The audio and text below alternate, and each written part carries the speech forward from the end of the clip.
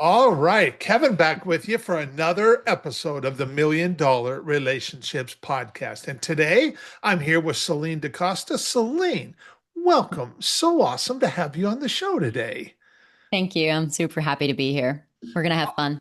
We are going to have fun. And I've been looking forward to this. And I want to start off by giving a shout out to Michael Dash because he's the one that introduced you and I. And I'll Mhm. tell you, anytime you get an introduction from somebody that you've already got this great relationship with, I mean, you know it's going to be good. And so Mhm. when Michael connected us and we got to have our first conversation, I don't know what that was like for you, Celine, but for me, it just kind of felt like you and I had known each other for years, all because we had this mutual friend in Michael and stuff. Mhm. Yeah. Mhm. Mhm. Super And easy. super easy, yes. And that right there is the testament to the power of right relationships, which of course is what this podcast is all about. And so I want to just kind of start by, you know, let's dig into a little bit and start talking about, let's just start with what do you do and who do you serve? We'll start there, Celine. Yeah, of course. Yeah. I'm an executive coach and I work with established leaders who are in the process of completely reinventing and redesigning their lives. Okay. This is people who have, done their success, they've done the path, they've like won in so many ways in life. And now they're asking themselves the question, now what? What do my next 20, 30 years look like? I've made it this far. I've climbed to the top of the mountain and I'm at the summit and now I'm like, okay, what now? What next? And so that's where I come in, and I work with these incredible humans who really truly desire to make to leave such a dent in the universe. Like these are impact driven, Yeah. change driven beings who just want to keep contributing in a very positive way to society. But here is the disclaimer is that this time they want to do it in a way where they're not sacrificing themselves completely anymore to the cause. Okay. This time around, they want to do it in a way that feels deeply aligned with their deeper soul purpose. They want to do it in a way where they get to spend time with their loved ones and still, make the same amount or even more money than before. So they're not sacrificing the financial component, but they're really coming back to what truly matters to them and Mhm. what does it mean to live a truly meaningful life, and how do we build, using all of their skill sets and everything they've created and all the experience they have underneath the belts, how do you use that to create something that is more meaningful and coming from quote unquote clean fuel? Oh, I like that. I like Yeah. that analogy. The clean Mm-hmm. fuel. Yeah. Mm-hmm. Yeah. Mm-hmm. Wow.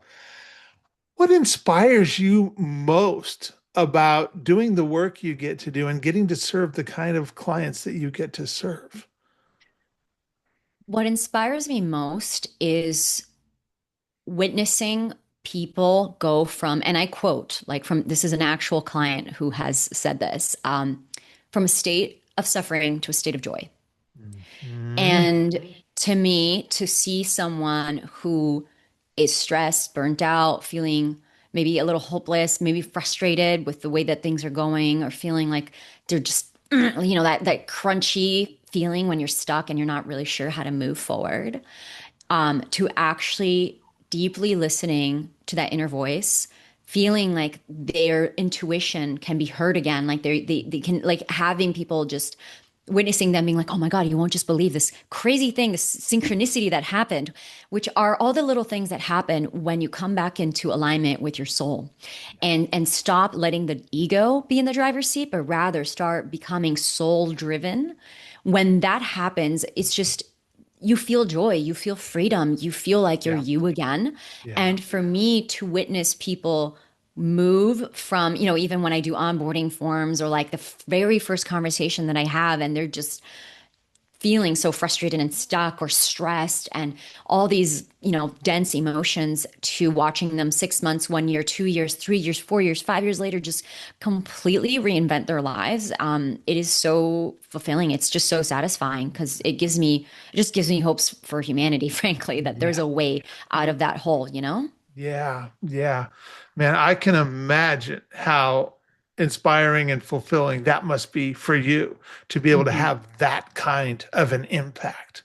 So now Hmm. I'm curious, how did you even get in to doing this kind of work? I mean, you weren't always an entrepreneur. How did you even become an entrepreneur to start with? Well, it's a long story that I'm going to make medium for you, short, medium. Okay. Um, so it started back in 2016, so almost 10 years ago.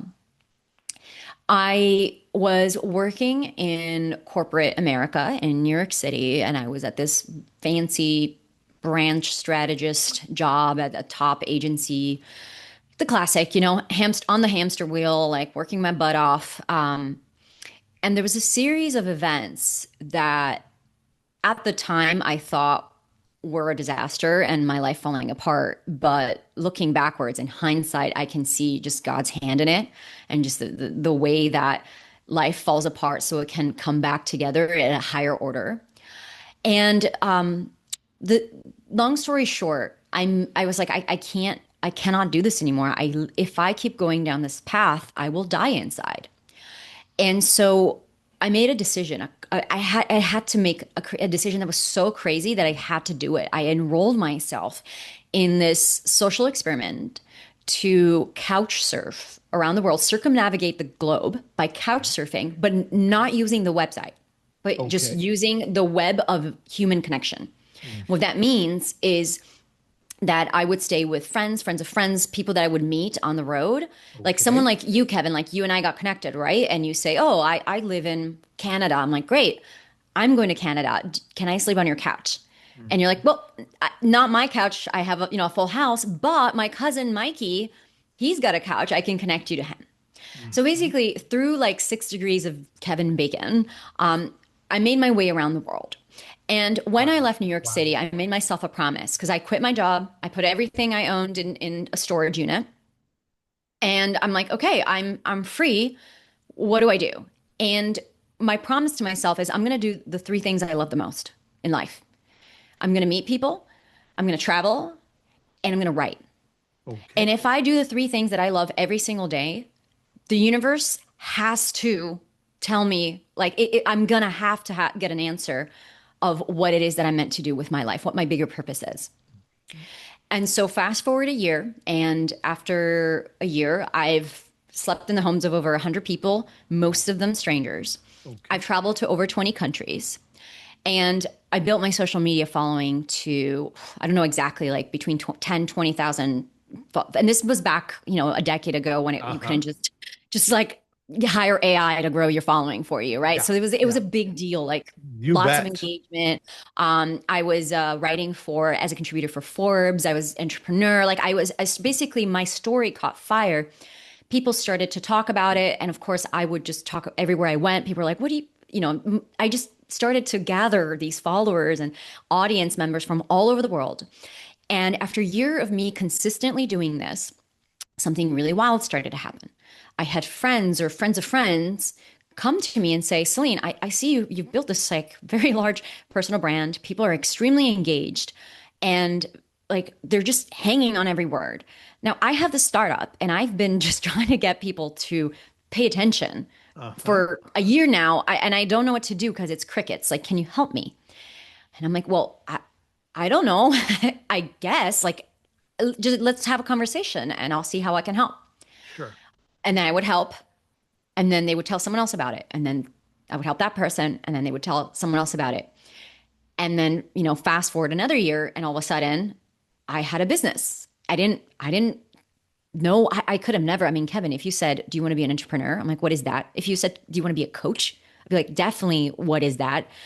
And I didn't even try it. It just happened. It just And happened. yeah, and I just kept asking myself, God, source universe, what do you want me like design my job for me and I'll show up and I'll do the job and I'll just keep going with what is being asked of me. And it took me in this direction where I went from marketing consultant to coach because people started to talk to me about it wasn't about the brand, it wasn't about the copy, it was about how they felt about themselves, it was about their Mhm. identity. And Mhm. so the work got deeper. I understood that this was actually coaching.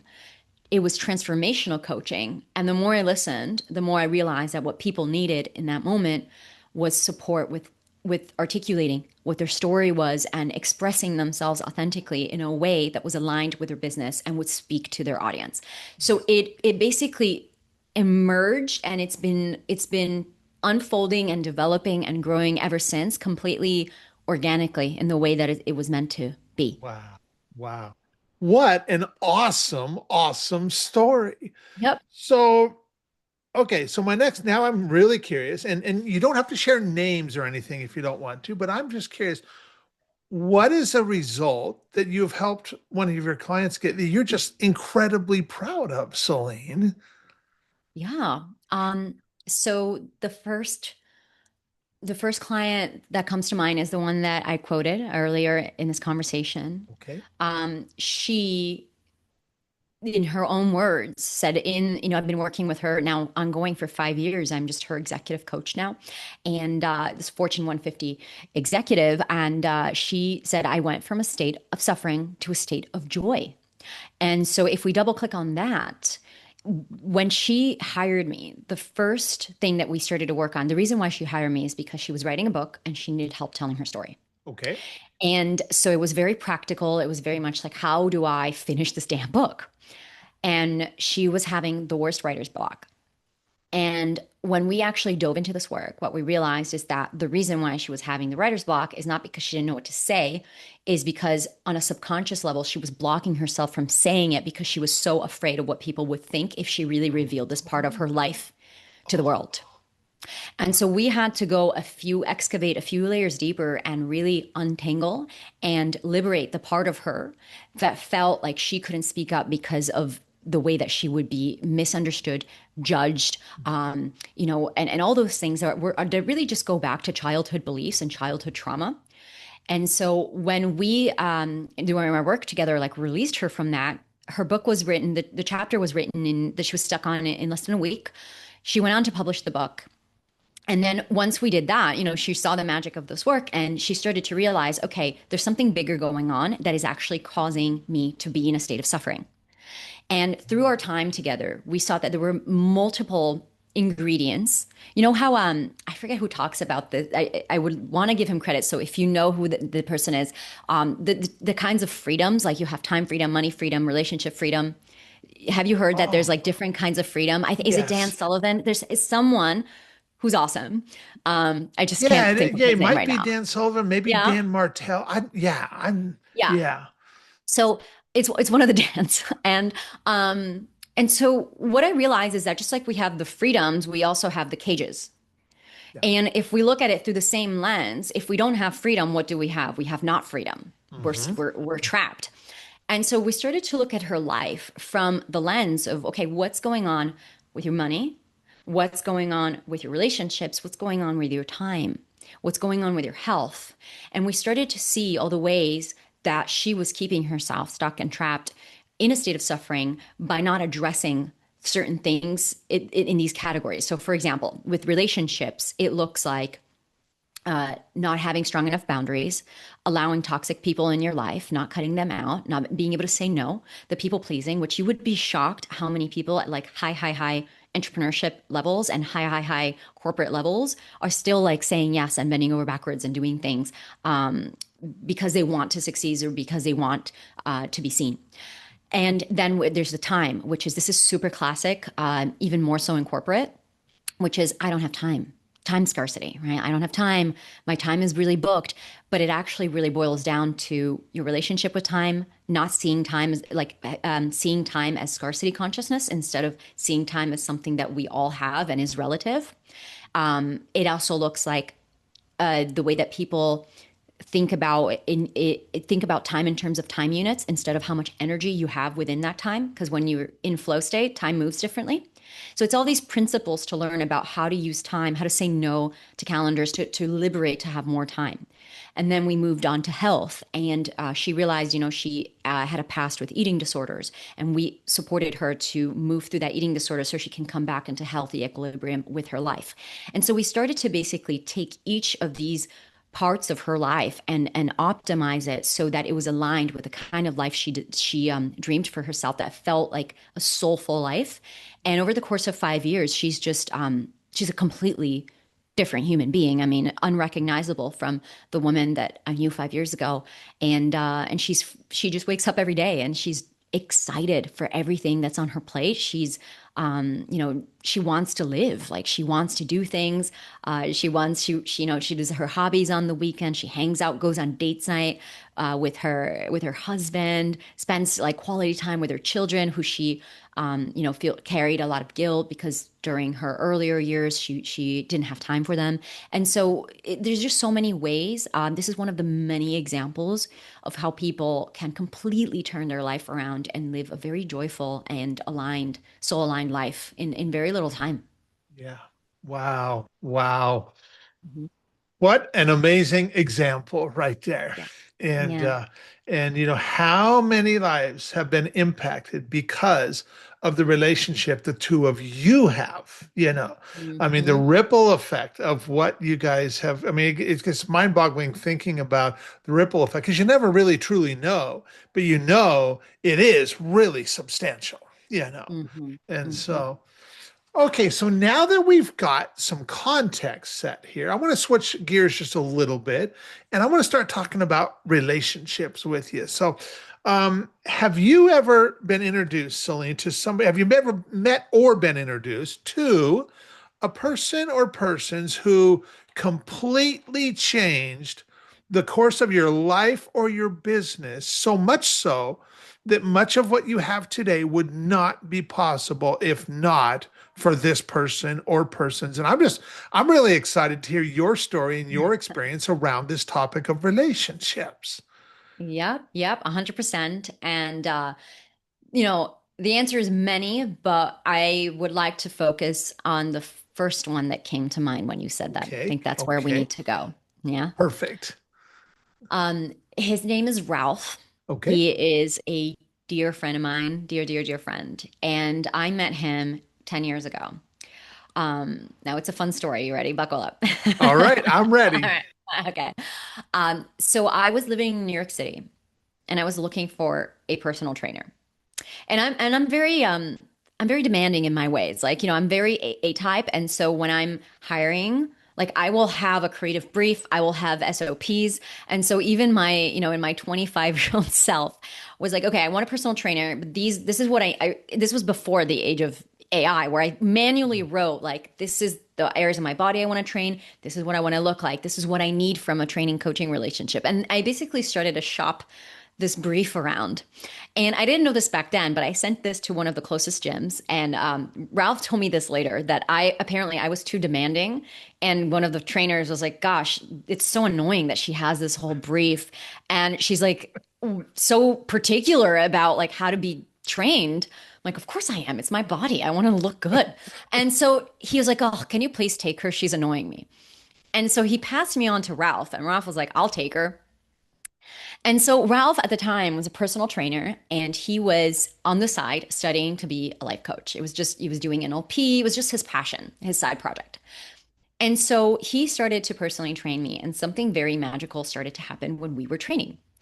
So I would be training, lifting weights, and he would ask me about my life and things like, how's your job? And I'd be like, well, I don't like my job. I'm feeling really miserable. And he's like, well, have you ever thought about this? Have you ever thought this? And he started to, I didn't know at the time, I didn't have the terminology, but he started to coach me. Okay, And he did so in a way that was paired with the exercises that I was doing. And so, for example, I remember this one specific time. There's these little step stools at the gym, and you can stack the steps, and then the steps mhm, get higher and higher and higher. You just add another one. yeah, So he would have me jump, and in a low step, and he's like, "Okay, jump the step." And he was taking a video. I'm like, "Why are you taking a video? It's so weird." And then he was having me talk about something in my life, that a challenge I was facing in my life, and how I was going to overcome it. And then he would raise the step and make it higher and raise the step. And then he made the step so high that I said, Ralph, I can't possibly jump this. It's too high. It's like, well, give it a go. If you fuck up, you fuck up. So I go and I'm like, okay, whatever. And then I jump this really, really big step and I make it. I land. And then he shows me the video that he took of me and he says, "Here, I want you to look at your feet, zoom in, like your feet when you jumped the first step, and look at the distance between your foot and the step before you hit it." Mhm. And now, then he showed me, now look at the one, X amount of steps later, look at the distance. What do you notice? And I was like, it's the same. It's like, yeah, that's right. It's the same distance, so you might as well aim higher. So these Wow. things like that, where it's a memory that 10 years later I haven't forgot because now in my life, I think, well, if I'm going to put in the energy, I'm going to put in the effort, I might as well go 10 steps higher because one way or another, it's the same amount of effort for me to jump. Yeah. Yeah. And so it's things like that, long story short, after 8 months, 9 months of me training with him, I had the courage to quit my job and go on this trip. And I know it is a big chunk of that is because of the way he consistently broke down my limiting belief systems around me needing to stay in New York, me being stuck. And if I leave my job, then I'm not going to know what to do with myself. He consistently empowered me to do what I felt was right for me and to listen to my intuition. And I had the courage to leave New York. And after I left New York, he continued. Like, I would text him and I would say, I'm having this issue, I'm having this struggle. And he would continue to remind me that I was capable, that I could do it, that it was possible for me. And the whole trip, I had my back. And when I started my first business and I told him, I don't know how to do this, he continued to remind me. He continued to support me. He continued to help me. And I got to hire him a few years into my business. And he was my coach for about a year. And even after we completed our formal coaching relationship, he continued to support me. He continued to help me. Up until this day, he is one of my number one fans. He consistently reminds me, he'll always say to me, "Oh, what do you mean? You're Celinne Costa. You can do this and this and that. What are you talking about? You should charge this much." Consistently keeps raising the bar on what I'm capable of doing, even when I don't believe in myself. And he actually was my first imprint of what a coach was. So even though I didn't know what coaching was, 2 years later, when I realized, oh my gosh, I think I guess I'm a coach. People are saying that that's what I am. So I guess that's what I am. I don't know what that means. And then I thought about, well, Ralph is a coach. I can be like Ralph. Mhm. I want to be like Ralph. I want to be someone that does to other people what Ralph did for me. Yeah. And so Yeah. he kicked me off in this coaching journey and reminded me, it still does to this day, of who I am and what I'm capable of. So Yeah. thank you, Ralph. I'm going to send this to Yeah. him. Yeah. Yeah. Wow. What a great story. Yeah. So now I want to dig a little bit deeper. So you gave the example of the steps. Yeah. I want to like translate this over. What is an example of a situation where you personally got to make this really substantial impact? And maybe even in the moment, maybe it kind of surprised you a little bit that you were like, wow, look at what just happened there. And I caused that to happen. And yet you also know that would have never been possible either without the relationship that you have with Ralph. What's an example of something like that, Celine? Wow. So specifically something incredible, impactful that I did that we can connect back to Ralph. Is that what you're Yes. asking? Yes. Ooh, that's juicy. Okay. Let me take a moment to feel into that one. Yeah. Mm. Yeah. I'm gonna share the first thing that comes through. Um, so Ralph helped me overcome an eating dysmorphia slash Okay. disorder. Okay. That's one of the things that we were able to, I don't like the word accomplish, but this is what we created during my time in New York. And one of the reasons why I felt like I couldn't leave is because of this issue that I was having with food that I had carried with me for over 10 years. Wow. And so by the time I left New York, it was gone. It was gone. And even to this day, I can't, it's like if I hadn't had the memory of it being there, I wouldn't remember that it's there because I'm so integrated with my relationship. It's just not there. It's gone. Mm. It's been gone ever since. Yeah. Yeah. And there was a moment, um, it was three or 4 years after that, when I was in my own beginning stages of working. And I had this client who, we worked through, this is usually what happens as well when I work with clients long term, which is what I prefer to do. The first 6 months, it's like you've got my book and my website and how do I like change jobs. But then after the 6 months, we start, as trust builds, things start to pop out of the woodworks. It's like, oh, but my relationship with my husband or wife, but this thing that I've been kind of holding on to deep inside and I'm not addressing. And so, yeah, about a year into coaching one of my clients, we realized, oh my God, this woman has an eating disorder, and Oh, she okay. has been like stuffing it, right? Mhm. And when I realized this, and just disclaimer, she has a therapist, so I wasn't, I was in my lane, and at the same time, I knew what to do. I knew what to do because I had been led through it. And we can go as far. One of my favorite quotes is we can take our clients as far as we have gone within ourselves. And Yeah. I had carved out those pathways and I knew the way and I knew the way out.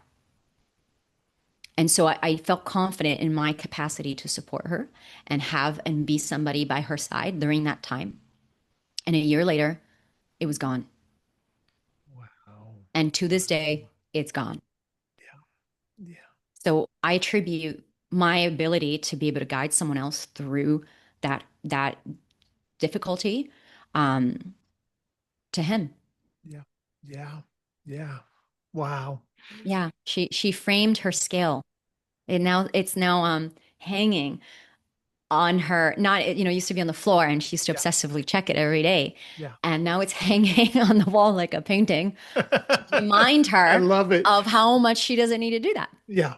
Yeah. Yeah. Wow. Yeah, Wow. What an awesome story. yeah, So with where you're at right now, Celine, what's your vision for your company and the work that you get to do? What's your vision for going forward from here? yeah. The truth of what comes through as you're asking me that, it's less about me, the personality, and what my vision. My vision really is what God's vision is for me. Hmm. Hmm. And if I were to translate that into actionable steps that I can take, it looks like deeply listening. I have a deep desire to make the skill set of change and the skill set of the ability to change oneself for the better to be extremely simple, extremely accessible, and extremely easy for anyone who wants to transform themselves. Why? So that they can be more joyful, so they can feel more fulfilled, so they can be a more authentic expression of themselves, so they can feel better in this lifetime. Because we're here for however many years we're going to get to be here. And we literally don't know how long that will be. For some of us, it That's will be right. longer than others. Yep. And Yep. everything, every single thing that we human beings do, we do it because of how we think it will make us feel. It's really that simple. Think of every experience you've ever done. You either want to feel something or you don't want to feel something, which still means you want to feel something else instead. Hmm. And we've got, societally speaking, there's many distorted ways that we try to get to the thing that we want to feel, or we try to, say, oh, when I have this much money, or when I have this promotion, then I'll feel joy, then I'll feel secure, then I'll feel free. But the whole thing is ass backwards. You feel free, you feel secure within yourself, you feel joyful now. And from that space, you take the kind of actions that are going to give you more of that, Yes. right? If we even look Yes. at the Yeah. sequence of how do we create our reality, the sequence is very simple. We have a belief system, which is a thought. We have our thoughts. Our thoughts kickstart emotions. That's just a biochemical that starts to release adrenaline, or it starts to like make our body hot, or whatever it is that that feeling is for us. And from that emotion, we take an action. And that action is either going to carry the signature of love or fear. It's not complicated. It's either Mhm. expansive, it's either love, or it's fear, or it's contractive. And based on what action we take, we get the result that is our life. And our life, when we take enough of these actions, the results we have in our life compounded, our life is how we look at our life and it's how we feel. And if we don't feel, if we feel stress, anger, pain, the stress at the life that we have, it means we need to change things up. We need to change our thoughts. We need to change how we feel. We need to change the kind of actions that we're taking towards our life. Yeah. I want to make this so fucking accessible to people that it is just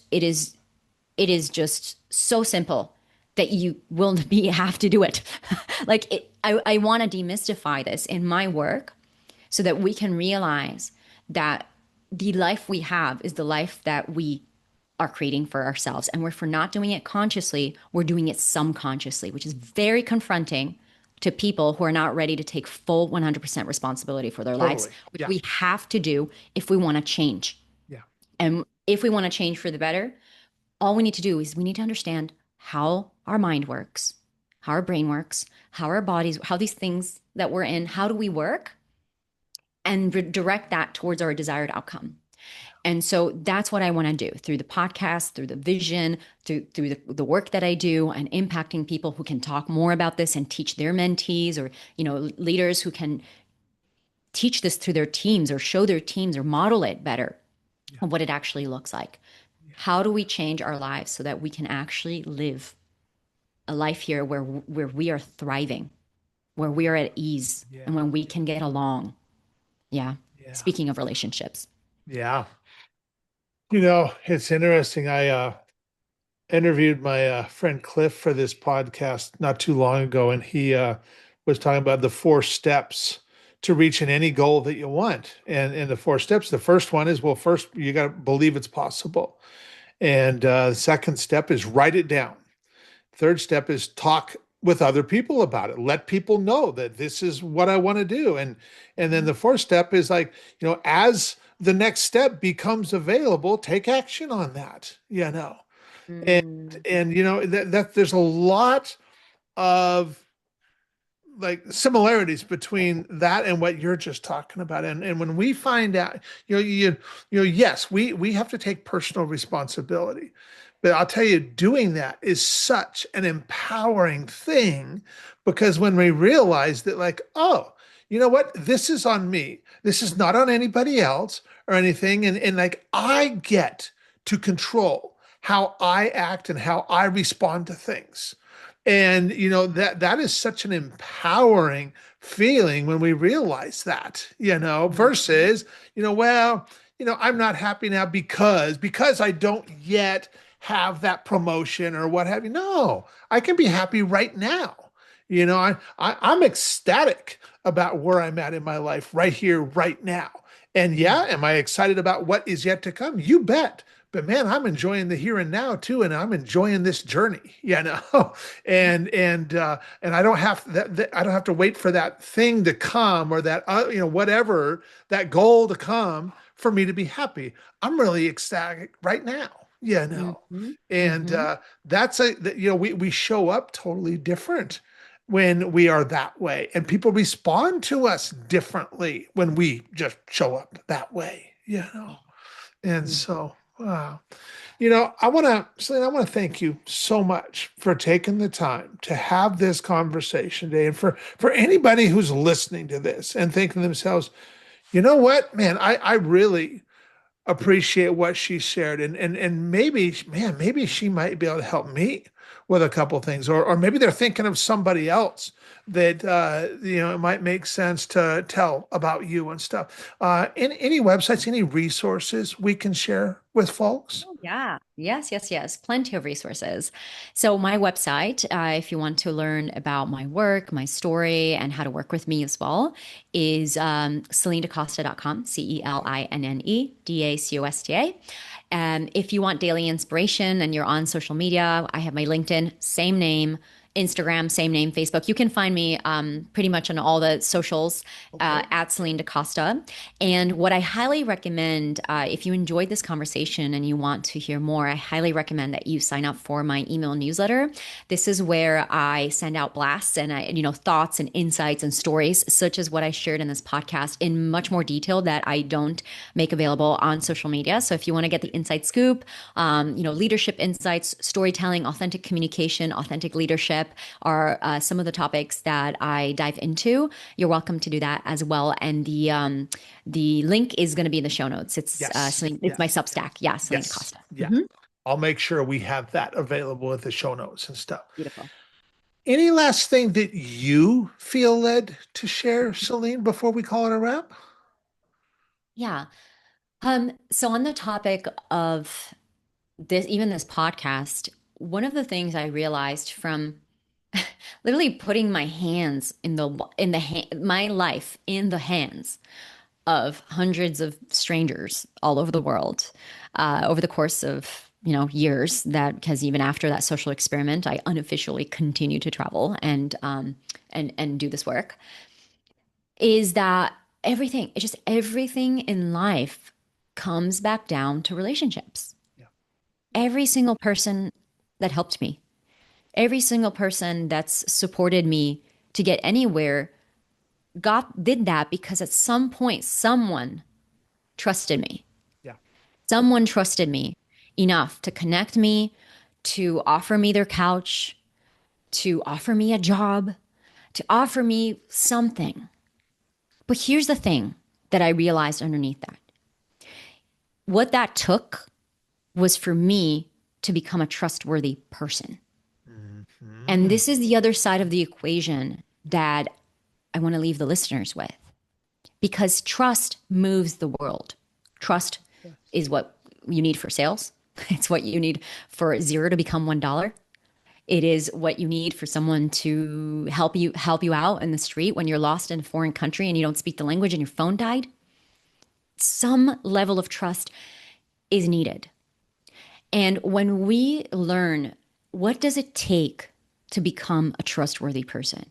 And that's actually a question that I want to leave you with today is what do you need to become a trustworthy person?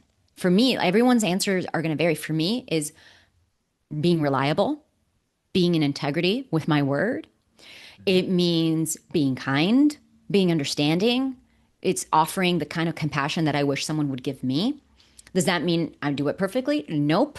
But it does mean that I strive for it in my own reality. And I know that the more I do this, the more people trust me over time, because that's very important, especially, I mean, every area of life. But if we're talking business, like trust is the glue.